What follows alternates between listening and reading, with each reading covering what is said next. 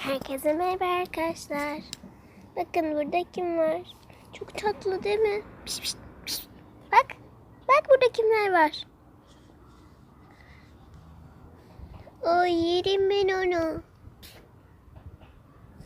Arkadaşlar buraya az önce geldi. Galiba ev kedisi. Baksanıza ne kadar temiz. Gözleri büyük.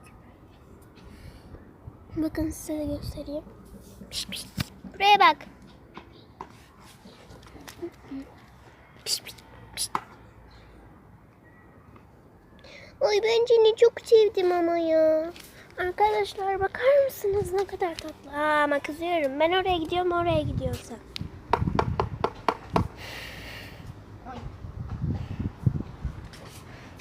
Bakın arkadaşlar çok tatlı.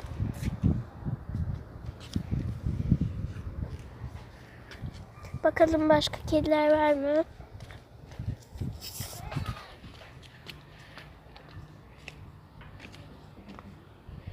Şu anlık yok arkadaşlar. Az önce hepsi buradaydı.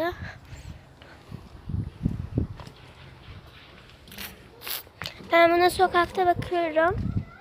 Ben bakacağım. Daha ilk gecemiz olacak ama inşallah gitmez arkadaşlar buradan. Baksanıza. Çok tatlısın sen. Çok tatlısın.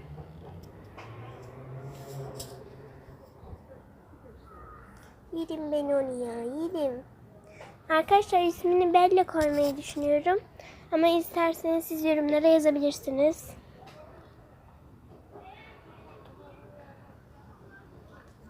Kanalımıza abone olmayı, videolarımıza like atmayı unutmayın. Hoşçakalın. Sizleri seviyoruz.